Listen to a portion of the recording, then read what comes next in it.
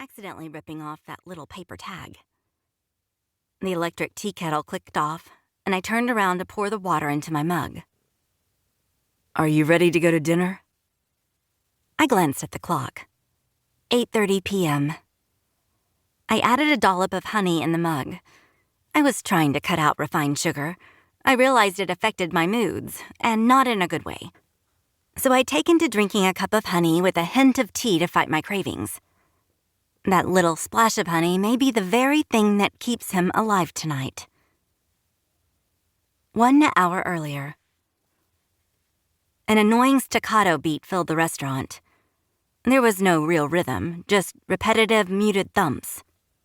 The sound was separate from the soft Italian operatic voice floating softly through the room. Yet I began tapping my foot in time with the disjointed sound, since it was obvious I had nothing better to do. The door at the front entrance opened, and a middle-aged couple walked in. Ugh, not who I was waiting for. The waitress rushed forward to greet them and usher them to their seats, holding 2 menus in her hands. Quiet laughter filtered my way. I tapped my foot faster, no longer able to keep up with the staccato beats. They needed to play a new mix.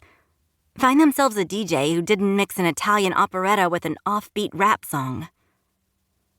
The door opened again. This time it was a young woman followed by her boyfriend. Of course it was.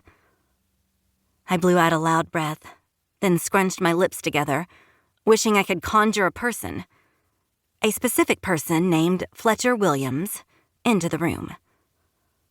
I reached for my phone, only then realizing that the thumping beat was coming from my fingertips beating their prints into the oak table.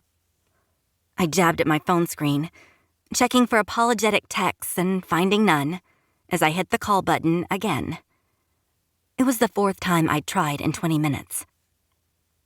"Hello, you've reached Fletch. Please leave your name and number, and he might get back to you someday." Hearing my own voice speaking back to me on his voicemail only served to irritate me further. Setting up my boyfriend Fletcher's voicemail had been a joke between us, since he rarely listened to his voicemails anyway. Now it didn't seem so funny. This was the 3rd time in 2 weeks that he had stood me up. He'd had excuses the last 2 times. Car trouble and had forgotten his phone. Unfortunately, that last excuse was completely believable. He was always forgetting his personal phone. But just because those were legitimate reasons didn't mean he couldn't have found a way around either of them. Problem 1, car trouble. 2 little phone calls could have had him on his way to me in minutes. First call should have been to the tow truck. The second call should have been to a taxi so that he didn't miss our date. Problem 2, he forgot his phone.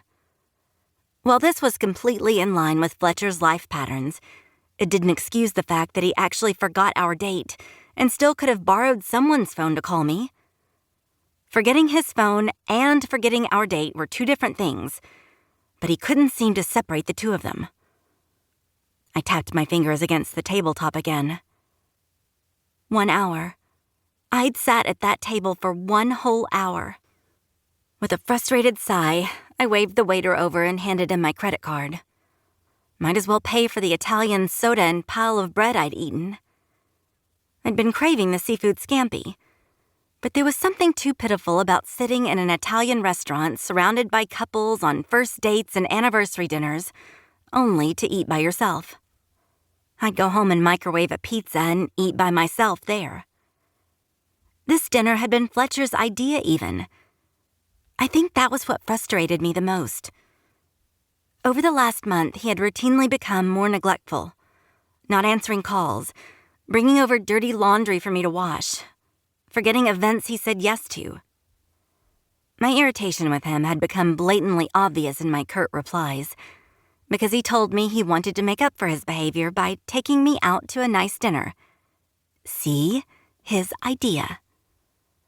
And here I was doing the walk of shame away from my empty table. Again. I kept my head down, letting my long dark hair shield my burning face as I walked out of the restaurant. No need to catch a glimpse of any pitying looks.